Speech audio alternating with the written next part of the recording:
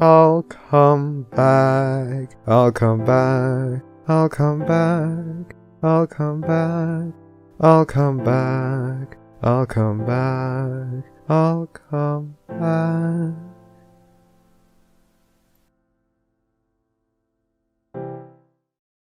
Auto-tuned, you'll know what happened. It's all good.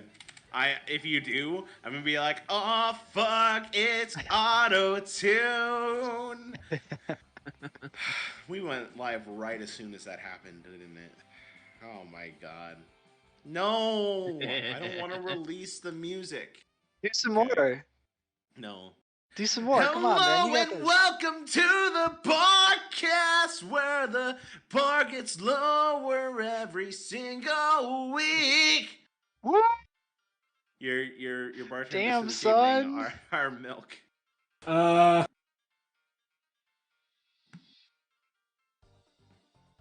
Or Ravage.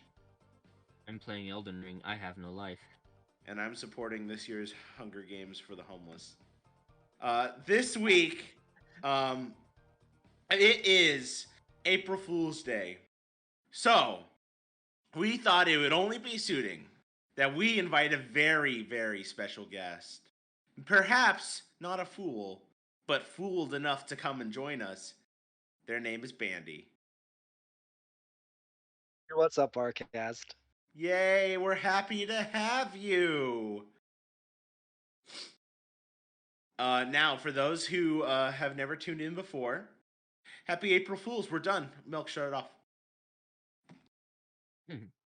No? Okay. I really hope you didn't actually. Okay. But for those who are tuning in for the first time ever, hello and welcome. We're, the Barcast. We invite community people that you guys have wanted before in the past to politely invite them on, and then let you guys ask some questions, and then make them miserable for 2 hours and say a lot of uhs in between. If you want to catch previous episodes such as Dusty Cat, Andrea Libman, Neil deGrasse Tyson, haha, April Fools, I meant John Delancey. You can check out on places on like Google Play Music, Spotify, iTunes, and other places where you can get your podcast related material. We're also streaming live on Twitch, so that way we can put it on YouTube, which leads us to Milk. Milk, what are questions we can't ask our guest? Oh fuck, I have to actually talk today. You can't ask our guest because no one's here. Fuck. I don't remember any what we're not allowed to ask, but I'm pretty sure you're not allowed to ask where they live or what they're... questions about politics or religion. Those We're not things. gonna do gamer words. We're not gonna ask our guests to incriminate themselves or reveal their real name. And don't be a dick. But our guest is super cool today, so by all means, throw like them questions at us. You know the questions. You know what I'm fucking saying. You got this. And without further ado, speaking of doing a little bit of that, we got some drinking words. Rav, what's our drinking words? Our drinking words are pencil. Yep.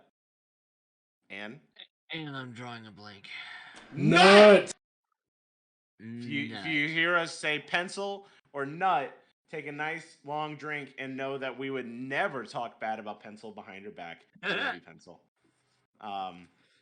So, without further ado, let's get down to knowing our guest, Bandy. We're so excited to have you here. You're such a cool dude.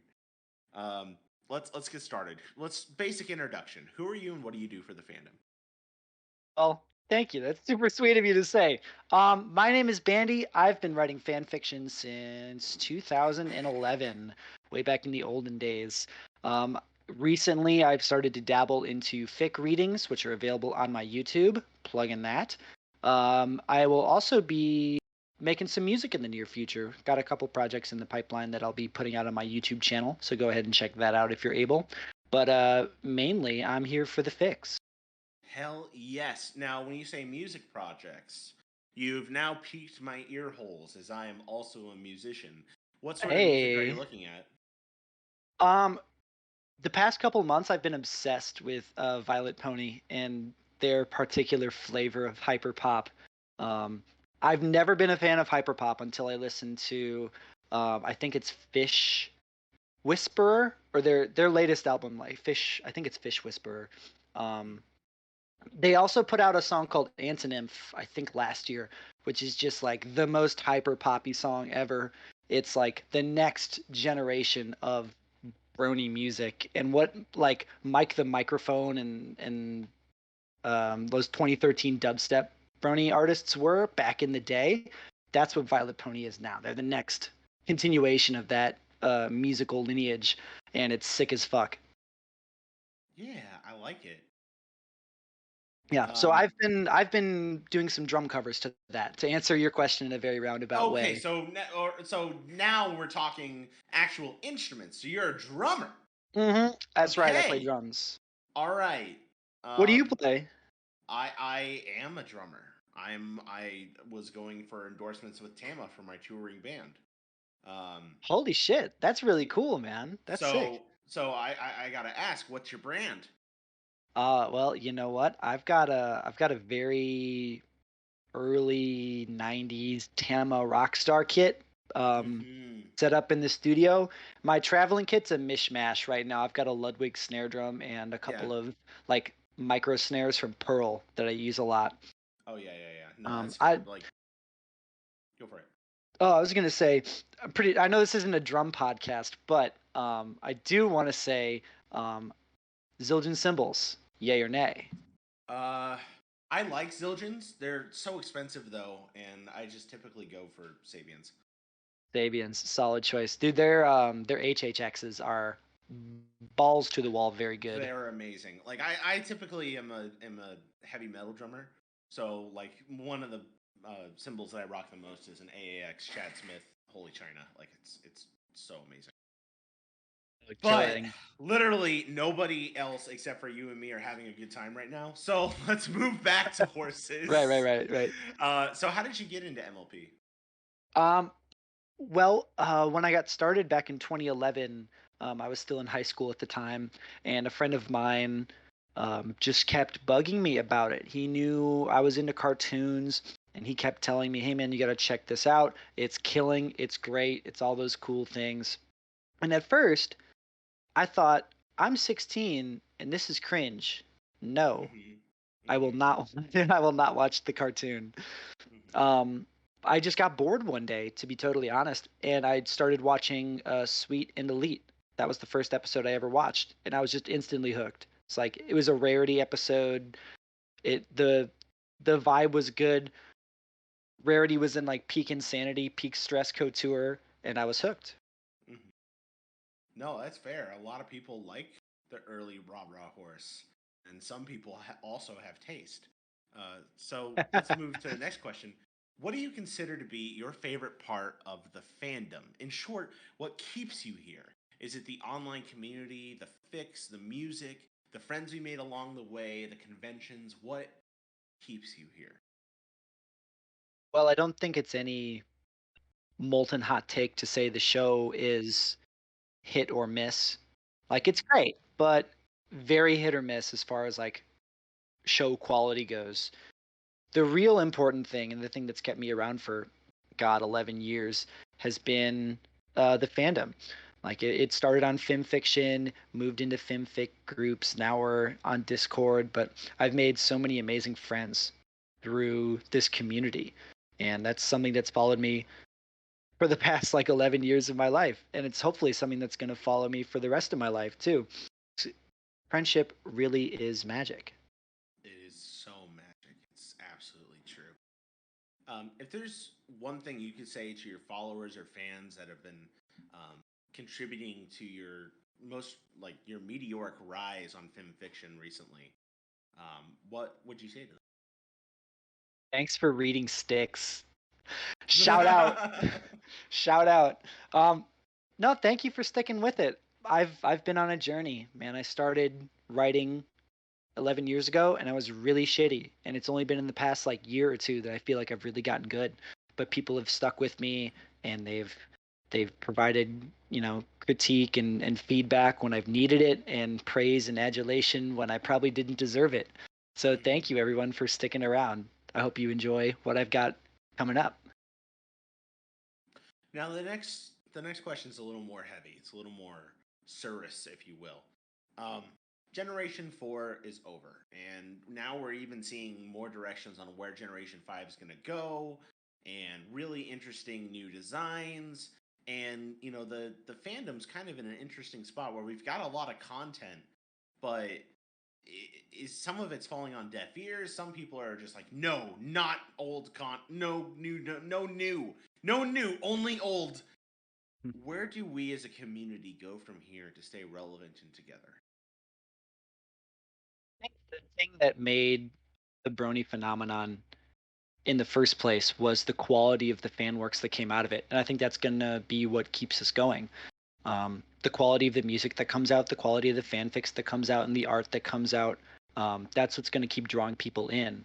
The show is what the show is. It'll be good or it will be hood, and either people will watch it or not. But the thing that'll really draw people is going to be the fan works. So if we as a community can embrace that kind of feedback oriented mentality, we're going to stay on top of the heap as far as like fandom quality of works, and we're going to stay relevant. I think there's a ton of truth there. There's one thing that the /MLP, or oh my god, if there's anything that the MLP fandom does well, maybe not excessively better, I will say better than many other fandoms, is just the sheer quality of the work. Like the writing community in particular has put so much energy into what they do, and if you look at the growth of some of the authors, especially how they've taken launches into whether it's the furry community or other different fandoms, just like getting their catching more breath or through their Twitter pages. It's really crazy the amount of skill that's in this fandom and the amount of support that's there to help build up skills. Yeah. I want to bring up Violet Pony one more time. Because everyone should go check out Violet Pony. But also, I don't know if this is last year, maybe even a little bit, even before last year, but they got a feature on Anthony Fantano's Twitch stream, like the internet's busiest music critic, right? Mm-hmm. And if you watched the Twitch chat, as soon as it came up, like, oh, Brony musician, the chat was just full of shit and hate. And over the course of like the 7 or 8 minutes that the Violet Pony's music got featured, you could see the slow turning of the tide. Like, oh, hey, wait a minute, this is actually kind of good. All the way until the end of the song, when the whole chat had been converted. Everyone had to admit, oh, this music is undeniably good. Mm-hmm. I think that vibe is what's going to keep us going. It's that quality. No, I think there's a lot of truth there, and I think you put it exceptionally well. Well, those are our introductory questions. Now it's time to throw you to the wolves. We got a bunch of questions out on the Barcast thread. Let's jump into it. Muggany is number 1 on the top of the list and asks, how your day? My day good. How yours? He can't answer. He's just a comment. Oh, damn. Muggany, my day's good. Thank you. Question number 1 from the Glim Master now is Bandy, Bendy, Bindi, Bundy, and Bondi? Yes. Now that is one thing that I will touch on a little bit. How does it feel being a semi-recognized fanfiction author that has a name on fanfiction that literally is similar to yours except with one letter? Like both of you guys have different clouts and reputations. Do you guys get confused a lot, or like people confuse you two a lot? I didn't know there was another author with a similar name to me. Bendy, actually, he Bandy. writes a lot. He writes a lot of human and equestria, but it's no big deal. Oh, that's great. I mean, no, I've never achieved the level of success that Bendy has, because I know for a fact I've never been confused for Bendy. But hey, shout out to Bendy. Hey, he is a person that is alive. Number 2. What? He is! How do you make worst pony become best pony? What were the 3 C's that you had mentioned prior to the stream starting? Comedy, clop, and cute. That's how you do it, man. That's how you do it. You make them super cute and make the reader laugh, and then fuck them. Fuck the cute thing. Couldn't have put it better myself. Chat, I need to see it right now. How many of you here would fuck the cute thing? I need to know. But while they're catching up because we're on a delay, let's go to number 3. When are you gonna do a pony story involving a lot of butts with Bendy? Oh my god, I called it. Now that I know that Bendy exists and is a beautiful, talented human being, I'm gonna have to reach out and we'll have to get something cooking. So this is the inspiration moment right here. This is it. This is the You were all here when it happened. Oh, Bendy, where you at? Where you at, Bendy? I'm about to nut. Okay, drink.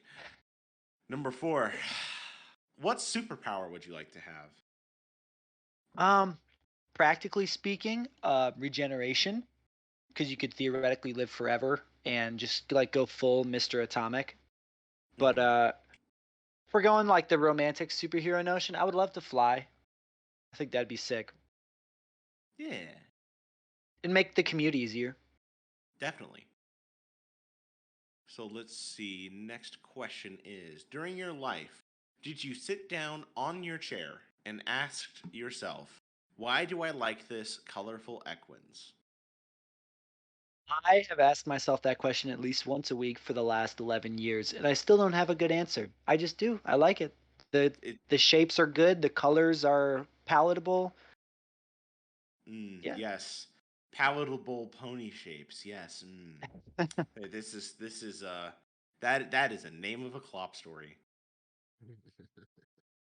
Or actually, it's the name of a war story. All right, number 6. A blue person looks at you in a camera. He appears to be sad, but you quickly realize that was not the case. With sarcasm, he asks you not to have something very vulgar. He asks if you do not have something very vulgar.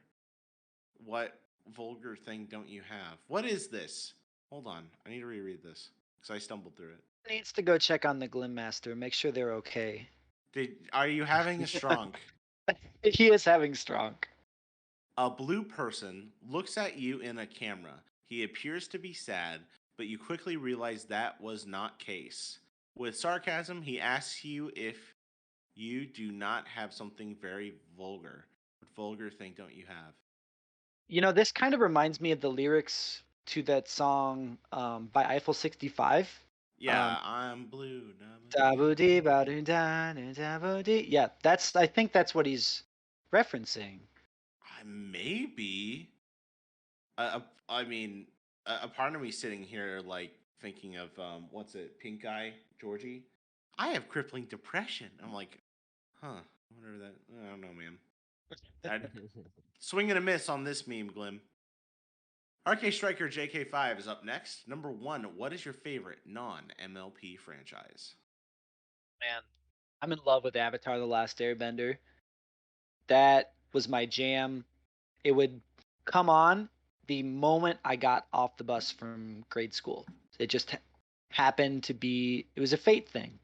So I would always watch it when I got home from school. So I was obsessed ever since like 2005 or whenever it came out. That's the goat. Dude, Avatar is like one of the best fucking shows of all time. Like for animated like shows. Who's best character?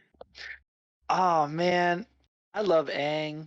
I love him to death, but Sokka's my boy. I really connected with Sokka, the lovable loser, man. That was me and still is, for reference.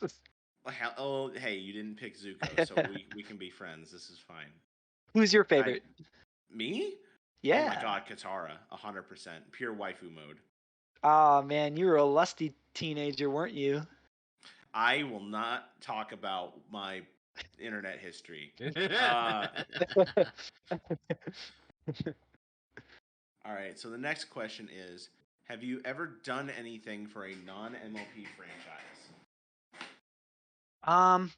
You know, at the beginning of this year, I started writing an Avatar: The Last Airbender fanfic that turned into a pony fic. So sort of yes, but also no. Okay, that's fair. Everything, just the ponies, man. They keep invading everything I do. When ponies invade, there's actually that branch of stories, ponies invade Earth, where it's like warfare of humans versus ponies trying to like dominate each other's worlds. Sounds edgy though. I remember when the Conversion Bureau stories overtook the feature box. I was there. Oh, is that Conversion Bureau? Is that thing? That's what I thought it was thought. I've actually never read the Conversion Bureau. That's what I assumed. I thought Conversion Bureau was like a kink thing. Do you guys know? God, I I remember when know of Conversion it. Bureau actually was like a big thing. Yeah, I remember what it was like. What was his height? Like 2015 or some shit? Like, yeah, 2015, 16, 17, and it was like the whole purpose was just changing Earth into Equestria 2. Yeah, there was the main stories, and then it spun off like a billion spin-offs saying this is in the conversion universe. And I'd be like, how? Yeah. Just fucking okay. Think like FOE and FOE. You know, both of those whole things spawned just series after series of just side stories. You know what I'm thinking of? I'm thinking of the Clockwork Society, which is like That's the kink one, yes. Kink in pony world. Yeah. Like that's what I'm thinking. That's the kinky one. Yes, so much. Speaking of kink, my kink is to say hi to Flammenwerfer because he's here. Hi, Flam. Hi, And- I'm here for occasional commentary. I'm still working though. Okay, you work that thing, baby. Woo. Rav, would you like to take Alex _'s questions? Yeah. Switch back over to my tab here. You're very prepared. Oh, yes, absolutely. You're so fucking prepared. All right. Alex asks, is this an April Fool's Day prank? You wish it was. Oh, how do we make it an April Fool's Day prank? I don't think you can top the almost bait and switch of canceling the stream right as it starts. Yep, we've peaked. I think we're done. Let's go. Bye. That's it. It's the end. Oh, jeez. All right.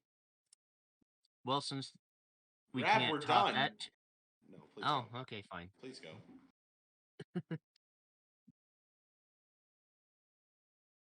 Believe you do the thing. All right. Well, then tell me a joke about rabbits. I know one. I swear I know one. Okay. What did the rabbit give his girlfriend when he wanted to propose? He gave her a hair? 14-carat ring. Oh. What was that? I think he just nut. Me hurting from the pun and not ejaculating. That sounded I like think- you were nutting. He sounded did. like a nut to me. Nut! Tell me about the rabbits, priest. Stop it! Stop it! Oh, jeez.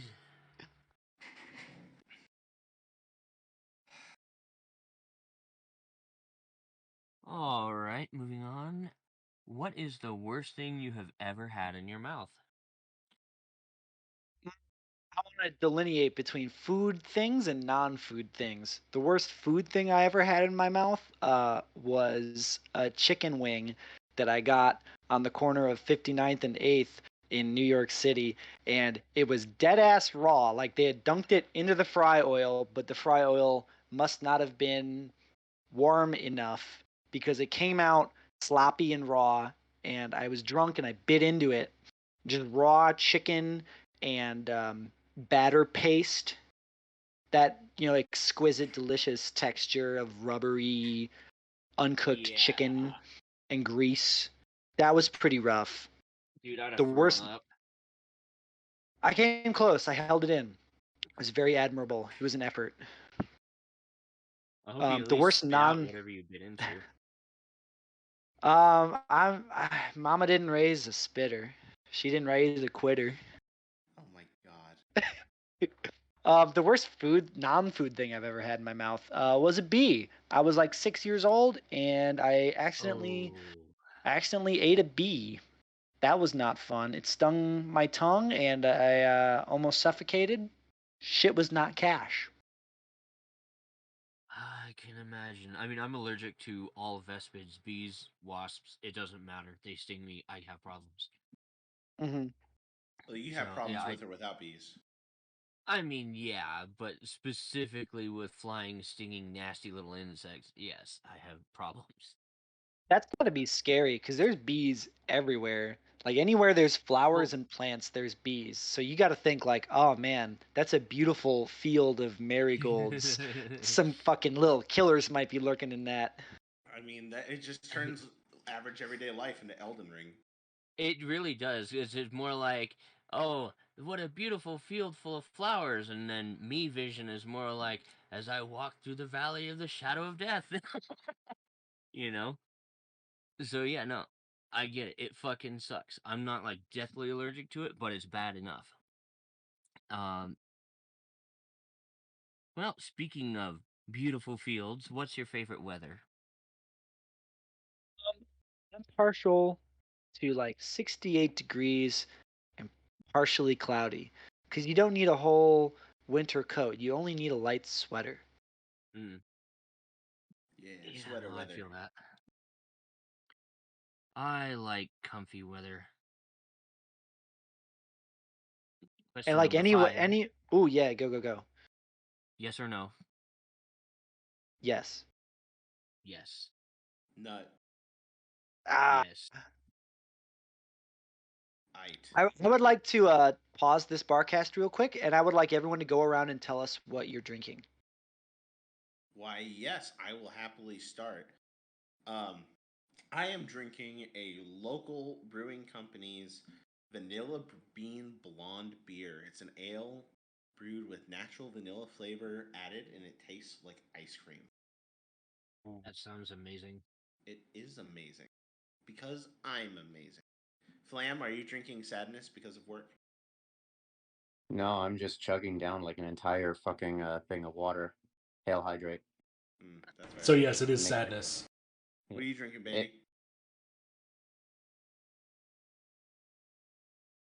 Bandy? Who'd you ask? Bandy. I'm so glad you asked. I'm drinking a Screwball peanut butter whiskey over ice with some bitters. It tastes like peanut butter and jelly. Hell yes. That sounds Heard amazing. about Delicious. that. I want some. It's super good. You either love it or you hate it. There's no in between. Either you're gonna like be a disciple forever, or you're gonna beat up people who say they like it. Violence, I grew up see. on I grew up on peanut butter and jelly sandwiches. I'd have a hard time hating that. You might I, love this. I still will go as far as eating a peanut butter and jelly sandwich 5 days in a row for lunch for a week. I'm just that much of a child. Right? Milk, what are you drinking? Please don't be gin and coke with scotch again. It wasn't scotch. It was Fireball last time, where it was frozen, Oh god. and it tasted really good. And it was a really nice top shelf bottle of Hendrix with the bottom shelf Fireball and a can of Coke. But no, Walk me through that. Time out. Did you like freeze an ice cube of Fireball and then put it in your drink? No, so you know those little shooter bottles where you can they come in packs of 12. Yeah. So I threw a whole thing of those into the freezer and just forgot about them. So they had a whole month in this freezer that just gets down to -4 all the time. So eventually they just froze into like this slushy paste. And I had like this big styrofoam cup of Coke and it was full of ice. So I started pouring in shot after shot of that stuff. But I had to like squeeze the bottle into it. And then I just poured a whole bunch of gin on top of it and then drank it. Brave man. It was very tasty. It was not a mistake like I said it was last week because I don't remember how last week was anymore. So it was definitely not a mistake. That's good. That's good. I'm glad for you. But this week I'm drinking Jack Daniels Tennessee Honey stuff. I'm just taking shots of it. Yes. I Good like shit. that shit. I have the Evan Williams American honey that I've been sipping off gently through the week.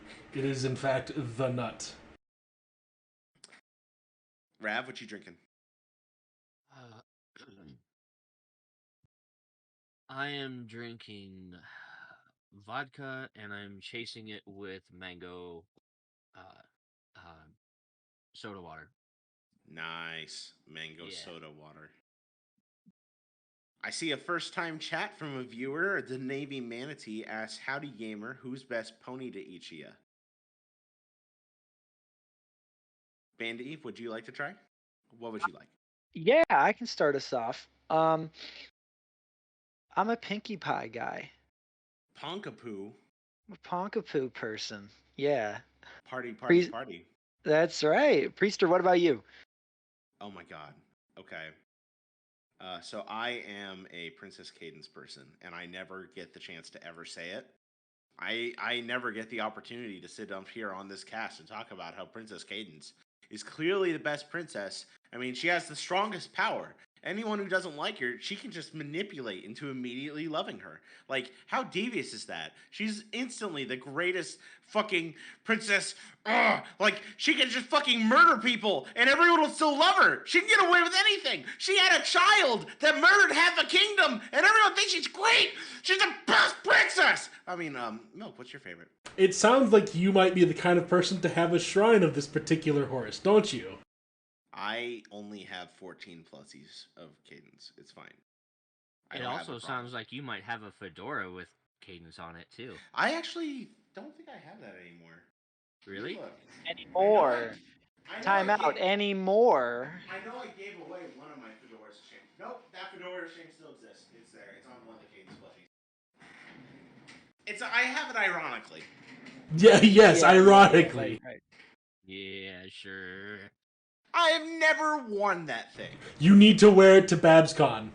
But I You wanted a do. place to like stick all of the buttons that we've collected. So Bring- it's natural. bring You get it- a pink fedora to put all the buttons on, and it just looks fucking horrifying. And everyone's like, "Jesus Christ, what's wrong with you?" And then you laugh, haha, it's a joke, and then you cry yourself to sleep. No, bring it to BabsCon.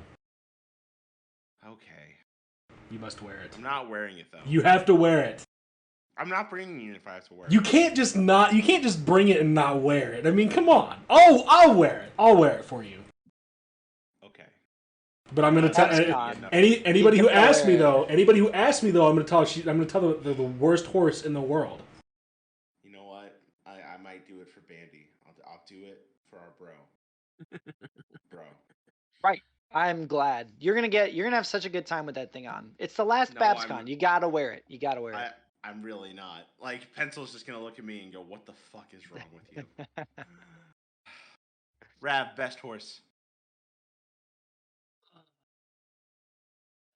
You're asking somebody who switches favorites on a weekly basis. I know. There can only be one. Does it have to be from the show? Okay. Who's your favorite that's not from the show?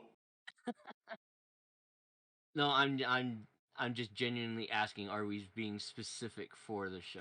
No, but now you've dug yourself a hole. What's your favorite Star Wars character? Do they have to be from Star I mean, if Wars? it's Button's mom, I get it. Okay. Christ. Shit. No, alright. Best from the show is gonna be Luna. Best OC. The show. God.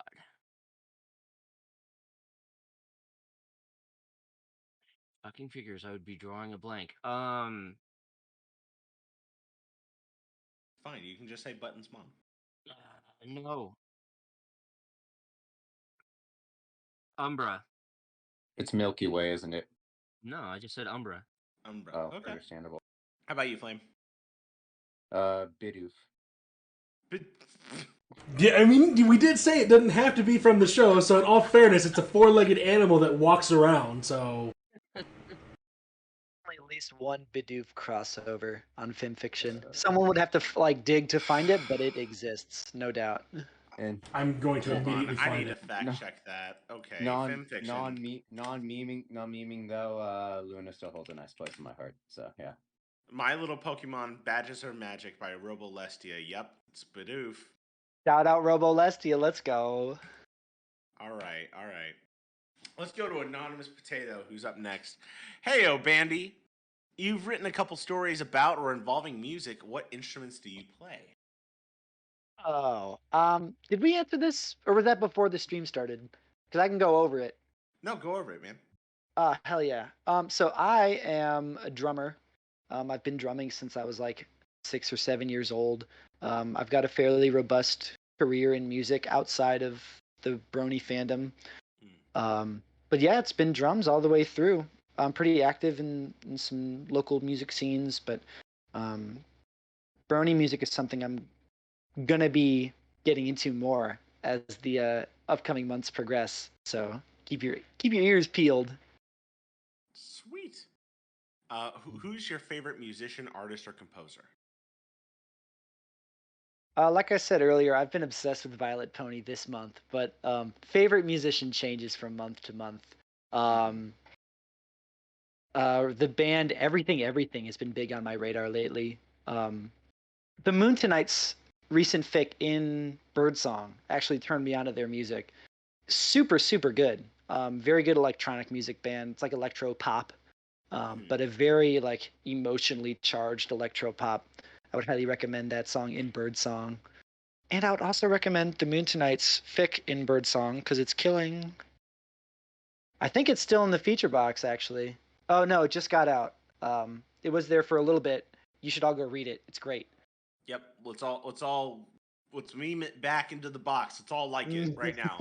Meme it back into the box. Yes. Let's do it. Hold on. I can find it. Moon Tonight. Got this. Yeah. It deserves There it is. It's good. It's a goodie. Boom. Back into the box. Let's go. So many upvotes. Look at that. That's great. All right. The Moon Tonight's such a good author. Really is. Oh yeah. It's Moon Tonight's a part of oh my goodness, the write-off, right? I think so. I think write-off / Quills and Sofas gang. Yeah, Quills and Sofas. That's what I mean. Yeah. They've got a really unique style. It's like very, very poetic and flowing. Very cool. Their fic Never Complete is like just gut-wrenching. Super, super good. Cool. There's a hype train that is close. Thank you, everyone, for donating bits in the chat. We'll talk a little bit later about where those bits go. Which of your stories are you most proud of? Oh man.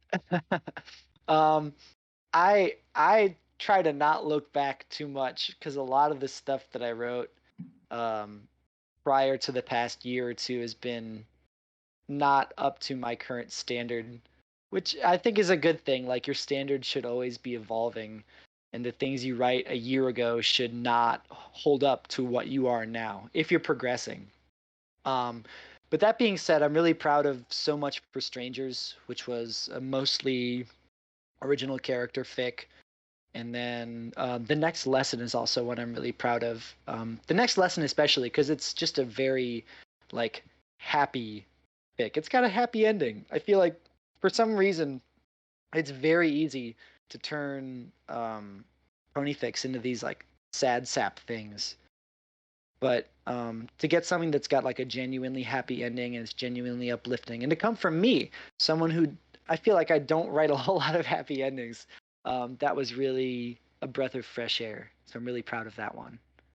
Yeah, everyone likes a happy ending. And it was an entry into the MLP Renaissance contest, which produced like 20 quadrillion good fics. That sounds about right. Anytime a competition comes around, people just come out with their best. It's crazy. It's absolutely crazy. That's part of the reason like we haven't had like a Barcast writing contest in such a long time, just because so many people come out of the woodwork with either amazing comedy or whatever.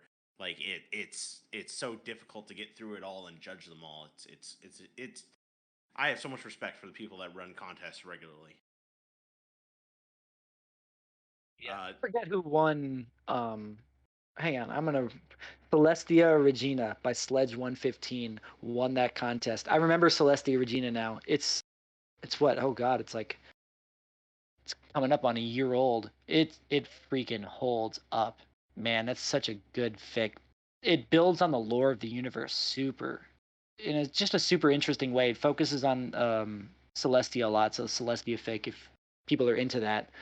But man, dude, people go hard for contests. It's scary. Like submitting for a contest is terrifying because you spend all this time, you're under a deadline, you submit it, and then you see like the names of the other authors who are also submitting.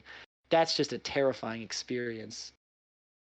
the big thing to keep in mind though, like the names of people, like don't let that ever influence like whether you think you should join a competition or not. I know I've joined competitions more than a handful of times and not even place. Now there's some contests I've jumped in and just like swept and it's been nice. But I mean, everyone has an off day. Everyone has a good chance to like jump in and win a contest. So like it's such a great experience to do that and get feedback to work in it builds your chops so much. Group and Quills and Sofas both do that really well. They balance new authorship really well. And both of those groups, like both Quills and Sofas and the Write Off group, both do a feedback based system where if you want to participate and submit stories, you're also obligated by a kind of a social contract to provide feedback for others. That's the way to do it. That's what's going to be the thing that builds a better writership. So it helps you, the anonymous submitter, because you get to read a bunch of stuff and critique, but then you also get a lot of feedback too, which is obviously the most important thing, second only to actually writing the thing. Absolutely true, and it's important um, to pursue as many options as possible because the more you stick to maybe one like only one group, you may get a lot of the same feedback all the time, and it's important to get varied editors with varied feedback and really like get an all well-rounded kind of experience. Mm-hmm. Yeah, the Write Off group has been going for a long time and they're great. I just joined Quills and Sofas last month, but they've been going hard for years. Those are both incredible groups. If you want to become a better author and make some friends, those are the groups to do it. You're going to get a lot better feedback and a lot better engagement than you would just on the FimFiction website. As good as FimFic is, those groups, the Discords, the Reddits, the subreddits are just like bastions of good fic writing. Yeah, they may not be the largest groups like by users or like people that have joined, but their activity is what makes them stand apart. Exactly right. So, um, next question, and this one's apparently for everyone on the cast. If there's one person you can meet, anyone at all, who would it be and why? Bandy, let's start with you. Oh man. I would really love to meet Abraham Lincoln. This has been my answer since I was 4 years old. I'm a big history buff. So nothing to do with anything, just Abe Lincoln. Hell yeah. Flam? If you say Bidoof, I swear to fucking Christ. Bidoof is not a person, so that wouldn't work. If I could meet one person in history, there's anyone at all, not anyone in history. Oh, if I could just meet anyone at all, so it could be a fictional character too. Yeah. Bidoof. Got him. Milk? The guy who made Bidoof. God! Rap? Well, I can't top that, so... Yes, you can. You know you can. Bidoof's mom. I want to meet Dave Grohl. You fuckers. Okay. The surprise is that Dave Grohl actually voiced Bidoof in all of the anime seasons. I am this close to quitting this podcast. Shut it down. Shut down the stream. It's over. All right. Latrius is up next. Latrius, I'm so bad at this. Number one, would you hug a bat pony, my friend? Oh, without a doubt, they look so soft. This is so soft. Would you hug an original style changeling? Yes, I would. They look so crispy. So crisp. Would you hug Nyx? Oh, fun fact, I've never actually read Past Sins. Hey, me either. It's been so long. I've never read it. I guess this is my this is either my motivation to write it or my motivation to never read it ever. So I'm gonna give it a hard maybe. It's absolutely crazy. Like I've tried so hard to jump in and like try to read some of the like fandom classics. and we've had many of the classic authors on here before. And like I'm good friends with like Skirts, and we've had Penstroke on before, and they're all wonderful people. But it is tough to get through some of those older ones, especially when you know how far like the fandom's grown and how far some of the skills have grown since then. Like, have you tried reading My Little Pony, My Little Dashie recently? We love Rob Cakrin. Rob Cakrin's great, that guy who wrote My Little Dashie. But it's a tough read. Love Rob too. I think the only person that dislikes My Little Dashie more than everyone else is Rob. Oh, 100%. I think 100%. he of all the people who don't like that fic, he hates it the most. Absolutely true. Absolutely true. Would you hug a Celis? Yes. I forget which one Ocellus is, but I'm gonna go with yes anyway. She is Blue Bug Girl. Oh, the blue bug, yes. Hundo perfundo. And then we are provided with a random Fluttershy appears, given set picture. What do? Oh, well, going in the vein of the previous questions, I would hug it. Yay. That's what I would do. That's my final answer. Locking it in. I'm happy you didn't say you would Bidoof her. If I were more clever, I would have said that. What is she holding? It looks like a pillow. Pillow? What if it's a Bidoof?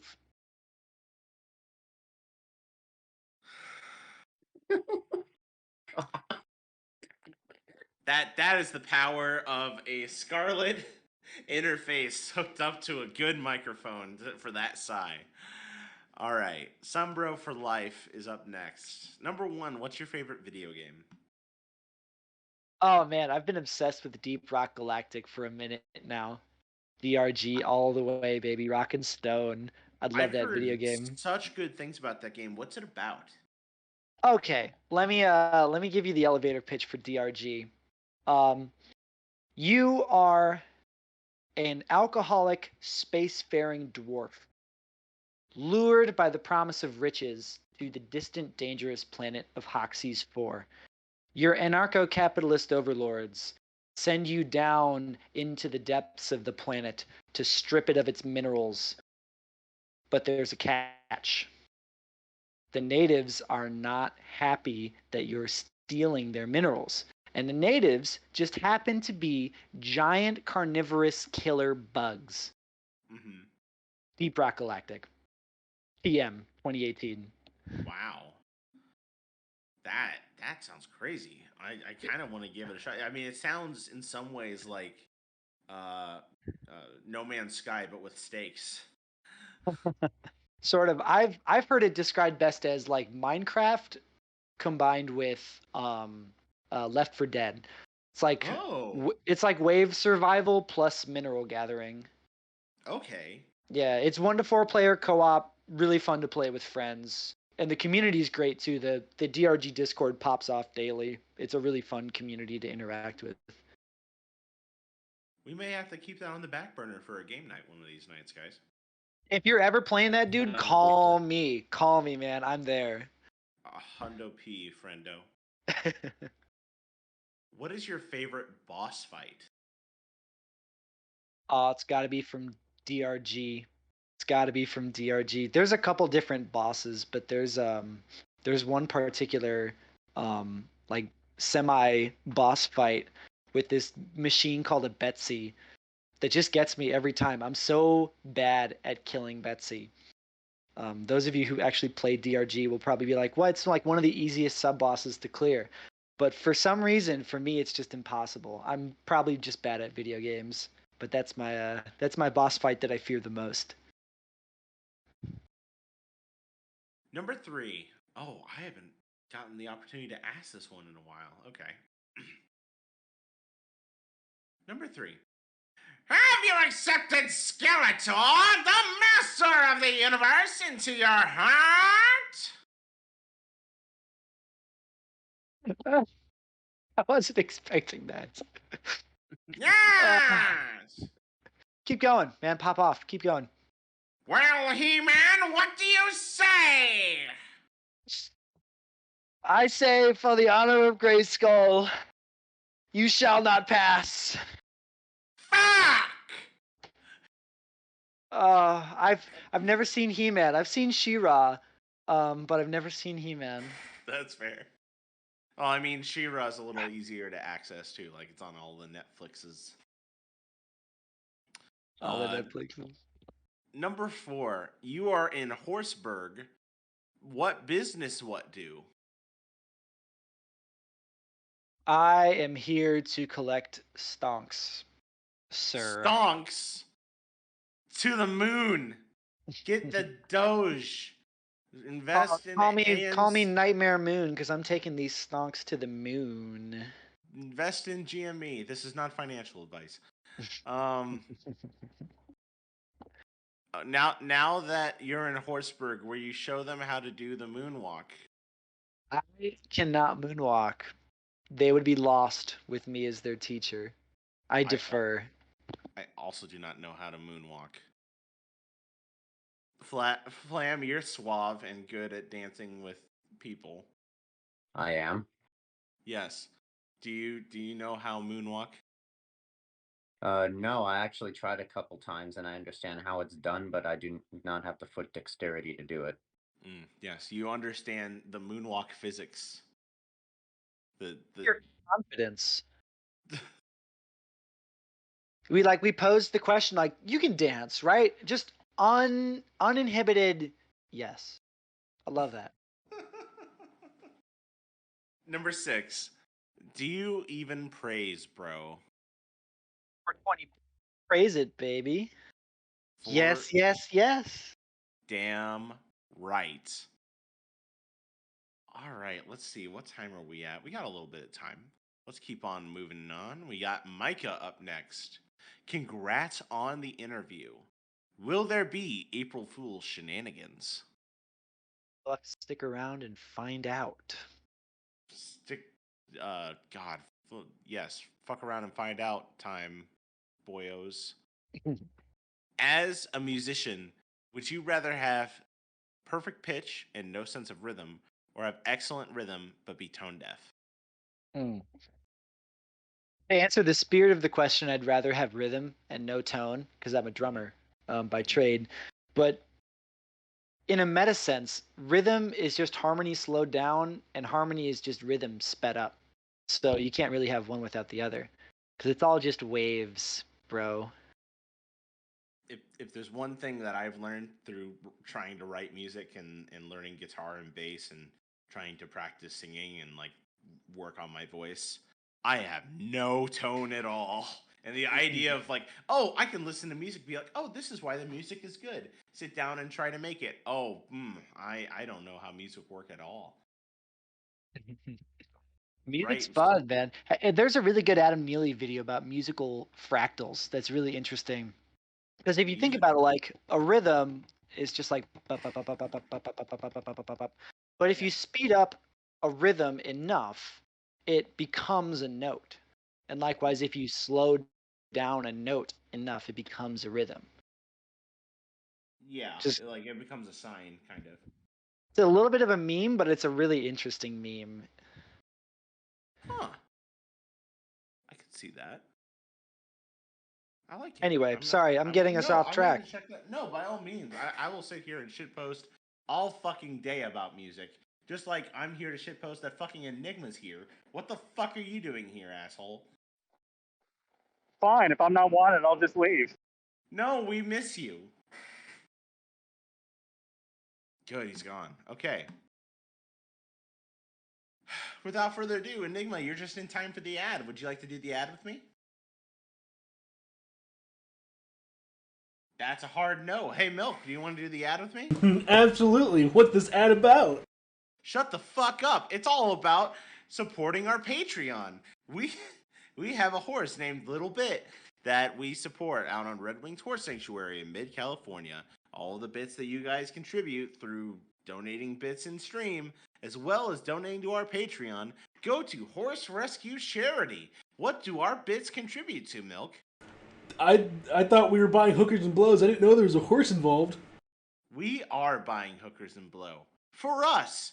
It's all been a ruse. We've never donated to horses. We don't get letters in the mail from Red Wings Horse Sanctuary. They don't thank us and they don't know us by name. Most of those statements are not true. I'll let you figure out which ones. If you want to contribute and it's not a lie. It's not a lie. go on, tell your joke. It's waiting. not a lie. It's not a lie. If we're horses. Nobody on the internet knows that we're not horses. That is true. We could be a horse and you would never know. Among Us are horses now. It's a whole thing. Nobody. Okay. We'll skip right on past that bad joke. If you would like to help contribute to our horse rescue charity endeavors, and a couple years ago we were able to donate over $1,000. Thank you for that. We're still trying to raise even more. You can consider joining the Patreon, where there are perks such as being able to see behind the counter and join us on game nights. Blah blah blah. You guys don't care. We're here for We're not Enigma. Enigma can leave. We don't care. We're here for Bandy. Been Enigma, man. We're always here for Enigma. And Enigma is love. Enigma is life. We And do it for Enigma's Enigma. gone. No, now he's. Oh, he turned on his camera. Hey, What are you doing? Let's see it, Let's King. look at him. You can't see this chat, but like Enigma has decided to turn on his camera.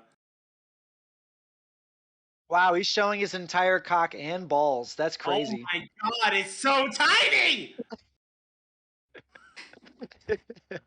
Oh man, the video has stopped. It has. He's realized his mistake. That's so sad. Well, the next set of questions are from Rav. Rav, would you like to take your own questions?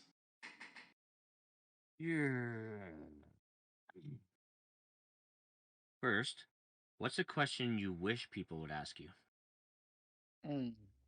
I love it when people ask me what I've been reading this week, because I get to plug all the cool fics that I've seen this week, which I've already done, so I won't do it again and bore our listeners. But that's my favorite question to answer, because it always changes, because there's always new good fics getting released. Okay. If you were the protag of a displaced fic, what would you be? What would it be about, and who would you be unlucky enough to be?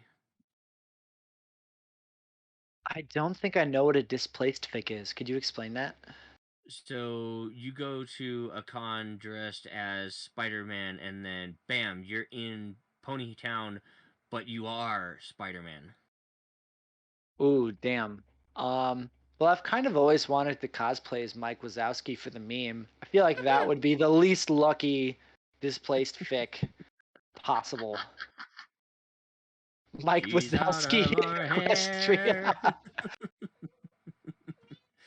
Oh god, there's no doors in that world. If your SO could be any size at all, such as a Lady Demi Dami Mommy or a Renamon-esque kaiju, what would your dynamic look like? My real life SO is a short queen, so that's the kind that I like. Shout out to all of our short queens out there. Yes, the small is good. Alright, have you ever released a foot fetish video, and where can your fans find it? No foot fetish videos, but if you want to follow my OnlyFans, onlyfans.com/Bandy, got a lot of shit over there. But starting at only $5 a month, you could own an NFT of my asshole.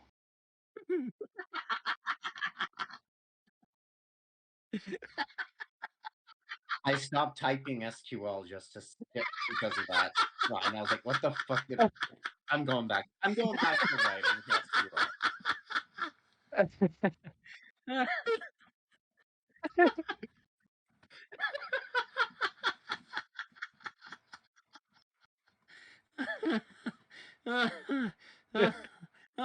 Jesus Christ. Oh, there's no spanking that monkey, I'm assuming.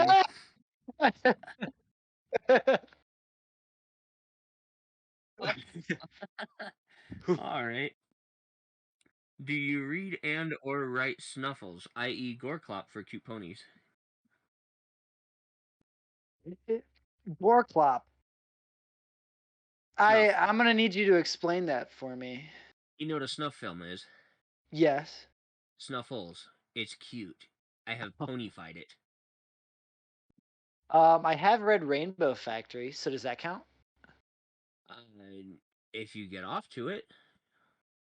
Then it doesn't count for me, unfortunately. All right. Better question. Favorite MILF? Button's mom. The classic, right? That's Right. everyone's answer. But it's the classic. You got to go with the classics. It's not mine. What's yours? Enlighten them. Twilight Velvet. Oh, an excellent choice. Yes. An old favorite. Mhm. Speaking of favorites, favorite princess from MLP.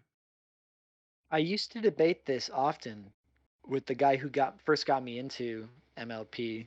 I think I'm a Luna person. It's always a good choice. Praise the moon, bro. Yeah, that's the only NFT I would buy. Mine's only $5, man. Come on. NFT, nice fucking titties. What? Yeah. I don't know, man. I'm gonna buy that $5 one there. Can I get a link for that? I wonder if there's actually someone with an OnlyFans called Bandy who we've inadvertently blown up. Actually, Hang on. if you check in behind the counter, We gotta Google this. Check in behind the counter real quick. There is one. Last but- seen February 22nd, 2019. No posts, no media. Sad. So no one has actually really seen them. You get what For I all mean? me, I mean them. Yes. All right. Well, what is your favorite object pony? Or who, however you want to phrase that. You know, I've seen like soda pones and pizza pounds out in the wild before. I'm not thrilled about the concept of consuming them. Like imagine a soda pone has the most delicious soda inside them, but if you drink it, do you kill her? I mean, she refills from the tap, so I guess if she refills from the tap, it's okay. So I'll go soda pone on this one. But like a pizza pone, that'd be tough. Like regeneration, maybe. Yeah, it's just regeneration. Oh, You okay. get to eat her out quite literally. Ew.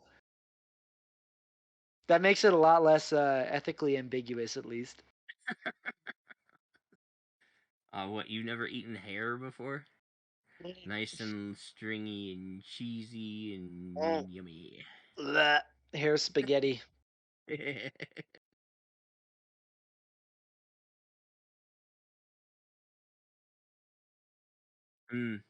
God, I haven't thought about those in a long time. That's an image right there.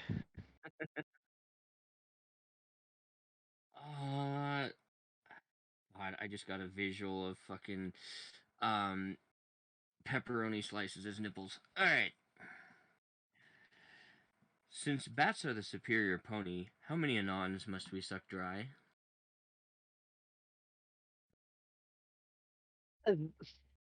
Walk me through that one more time. Since bats are the superior pony, how many anons must we suck dry? How are we correlating the two? Like, however your twisted little mind thought of it when I said it. All right, let's tackle this scientifically. So the first part of that sentence, if bats equals superior pony, like bats superior pony equals true, X number of anons must be sucked dry. If bats, well, we can say since bats are the superior pony, so there is no false to that. There's only true. Bats are the superior. That is true. X anons must be sucked dry. Solve for X.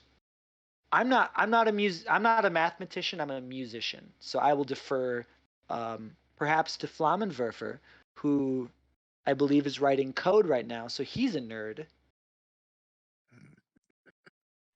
Fucking got him. There's Sorry to deba- put you on blast, homie. there's debate in the programming and coding industry whether SQL can be considered an actual language. My rule is that if it can do arithmetic, it can be considered a programming language of sorts, which it can do. So I guess sure. Oh, I didn't know you were a sequel king. That's great. Another sequel king. I do sequel as a day job in some capacity or another. I'm not going to put my IRL job on blast, but yeah, fellow sequel king in the house. I write outta here. API endpoints, so I don't have to write SQL. Well, you write in an actual based language, right? I am based on C#. Got him. I was waiting for that. You didn't disappoint. So, but no, good shit. But I'd say your analysis seemed pretty sound overall from what I was listening to. Good. Yes. It means it's a bad question, Raph. No, it means there's an infinite number of anons which can be sucked dry by bats. Oh, okay. Hey, I took pre-algebra. I know what X stands for. A value, which we don't know. Go on. Why is Spike the worst and everyone that likes him wrong? I guess I'm wrong because I love Spike. Gap Jaxie's fic Around the World in 81 Days did Spike so good that I went from not liking Spike at all to loving Spike. I'm a Spike bro. I'm in the gang. I'm in the Scaly gang. Wait. No, that's not what I meant. That's not what I meant. Are you sure? I'm in the Spike gang, not the Scaly gang. Big disappointment to furries. Big disappointment to Muggany. Poor guy. He's out here in the chat asking good questions, and we just put him on blast like that. I mean, Muggany uses placeholders, so we'll just bypass that for right now. If you could start an interstellar war between any two factions from any universe or universes, who would they be and why? I would love to see the Luna people and the Celestia people duke it out. I want to see who wins. I want to know who's the best princess. That would actually be kind of fun to watch. Right? Yes, agreed. You have a good old-fashioned fight club up in here. Little fisticuffs. Right. Now I'm gonna throw you in with the sharks. If dick cheese could be blocked and sliced for sandwiches, how much vaginal marinara would we need to spread on our avocado toast to make a fuck trophy? A flushed consolation prize is acceptable too.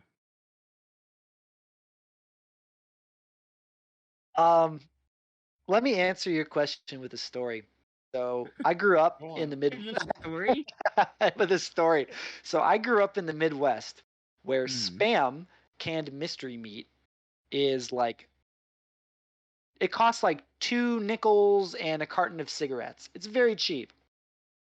I moved to New York to find that Spam is actually damn near a luxury meat. It's like $8 for a tin of Spam out here.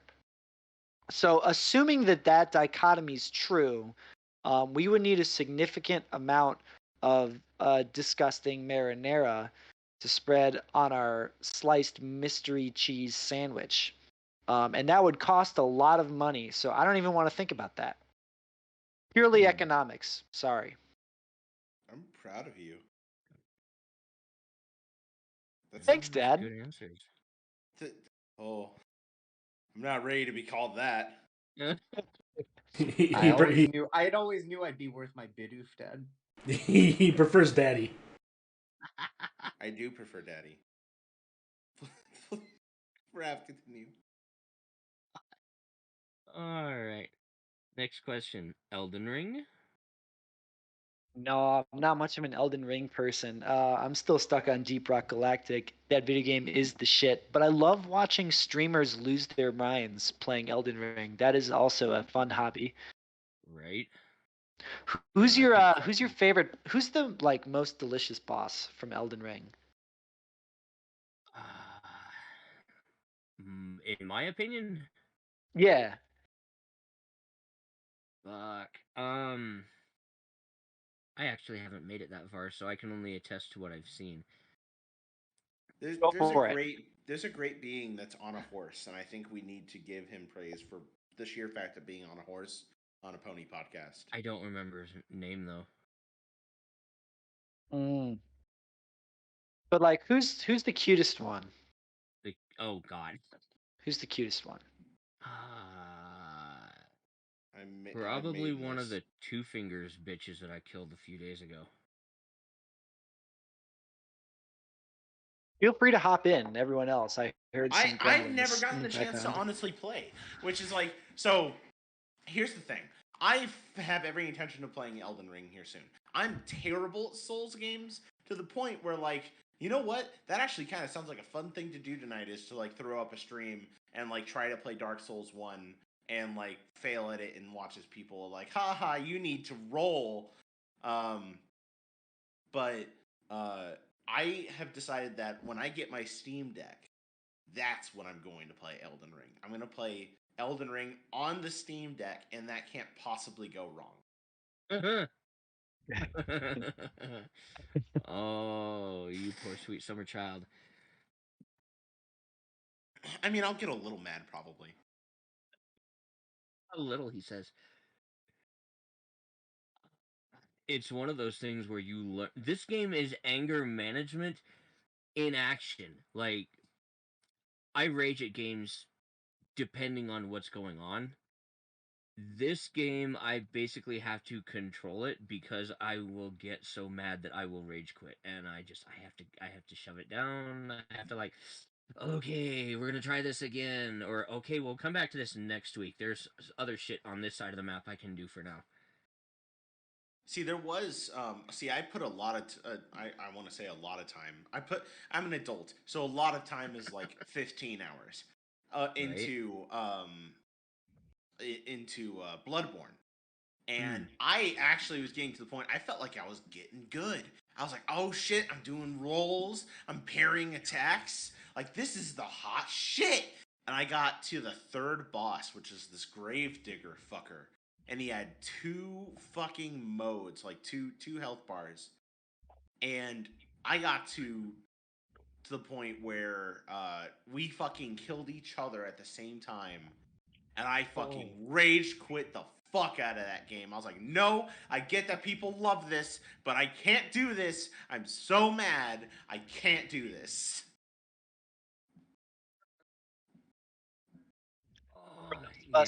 For those of us in the Discord, Sunbro for Life has just posted an exquisite image of one of the Barcast's very own fuming over Elden Ring with a full to bursting swear jar in the foreground.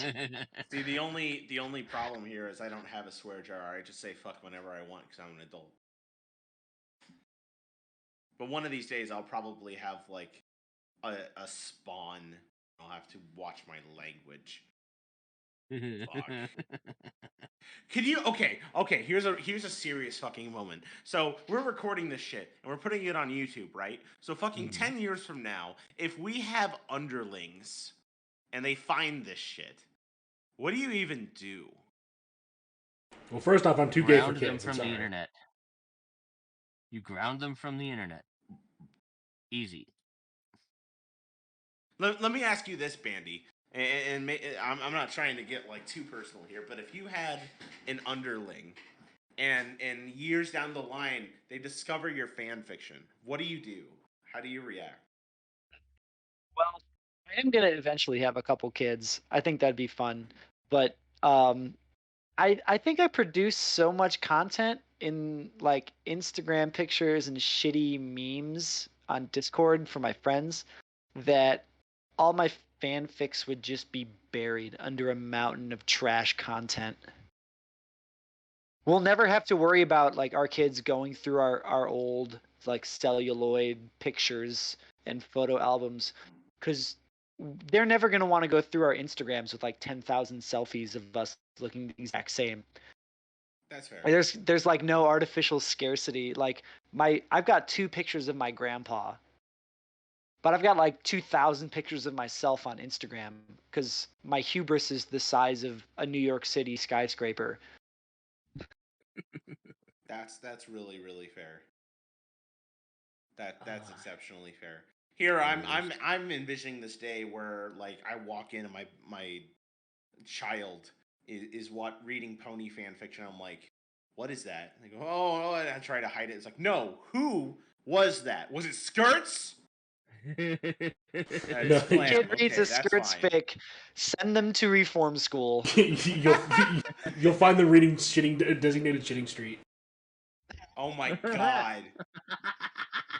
I'll be like, no. Hold on, we narrated this once.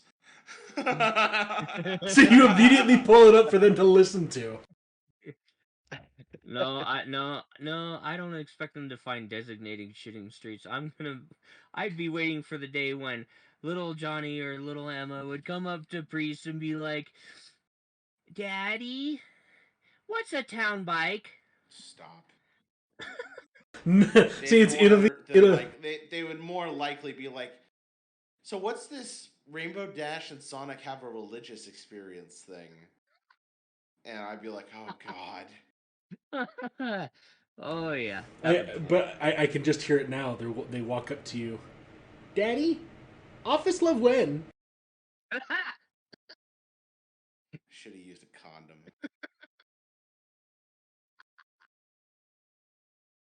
All right. Last question. Continue.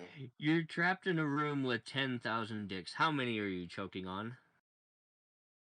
The answer, of course, is all of them. Ooh. You're doing a bad job there, son. IRL, I am pretty monogamous, so the real answer is boring and 0. But the meme answer, give me all 10,000. Let me show you what I've got.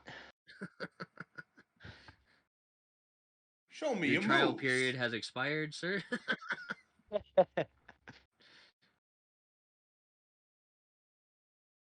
Well, the next set of questions is from the Gandy Man. Haven't seen you posting here before. Welcome to our little corner of the internet. Kind of late, but I'll ask anyways. Do you think if MLP was an anime, would it be better or worse?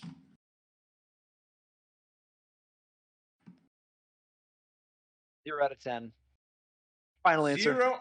No, I'm kidding. Are you gonna ban anime? I will ban anime. No, I don't watch a lot of anime, so I'm gonna say hard maybe. Hard maybe. Got it. Hard maybe. Now then, we got questions from Lily Kuzland. Hello, how are you? I'm really good, Lily Kuzland. Thank you. I love your profile picture. It's very green. Yes. Do you listen to music when you're writing? And if so, what kind? Jazz? Metal? Oh, yeah, I listen to a lot of jazz. Been deep into Brian Blade, who's a jazz drummer. I don't know where he's based out of, but he's really good. His Fellowship band has been great. Gonna put Violet Pony on blast again, because everyone should go listen to Violet. Great brony hyperpop. Check it out. Hell yes. If you were suddenly dropped into the MLP verse, would you rather stay human and retain fingers, or would you rather change to fit the world, and if so, what species? A lot. This is one of like the great philosophical debates of this fandom. Do you stay human or do you go full pwn? I think having fingers in a world where no one else has fingers outweighs the ostracization of being the only talking monkey in the entire world. So I'm gonna go stay human. Some of the ponies are gonna be into that. Yes, there's one of them who is. Yes, hashtag Lyra. Hashtag Lyler. Stop. Lyler. Stop. Lyler is not for sexual. Wait. I'm missing out on the meme. Can someone explain the Lyler to me? Okay, so a long time ago, I was writing a story, and I did a find and replace on the story for Lyra, because I accidentally spelled it lyre, Lyre, like the instrument, and I changed it to Lyler instead, and I posted it, and people just was like, Lilar's twin sister that we don't talk about, and it became a meme. So we have this story on FinFiction called the Lilar Archive, where it's just Lilar's twin sister that we don't talking about, getting into shenanigans with the human second person main character, and it is a shit post and a half. Wow, Chef's Kiss, beautiful. I love it. Oh I would my love to God. hear a reading of that sometime. Oh, I think it's We have a 60,000 couple. words. I think it's 60,000 words at this point. 60,000. Wow, that's great. We get to have such things as like Undertale references, vibrators that are stuck in the toilet, dino tendies in the freezer aisle, sadness. Vagine. Oh yeah, cactus in the vagina. Yes, that's a thing. Yep, Mr. Boom Boom. Mr. Boom Boom's her pet that stays in her vagina. Okay, let's move on. If you could So sit quick down to forget your children. Oh God, Daddy, don't you remember me? No, go away. If you could sit down to dinner with any one character from MLP, who would you choose? I would love to talk music theory with Lyra or Octavia. Sequestrian music theory is probably much different because you can only use your hooves to play songs. So how do you do that? How do hooves work? Question mark. And you would think that it would actually be less interesting with Vinyl Scratch because since she has technology, there's a lot of like correlation. Yes, having just started teaching myself how to use Ableton, a laptop is a musical instrument, and I'm clueless. Yes, mayonnaise is also an instrument. Is it just an instrument?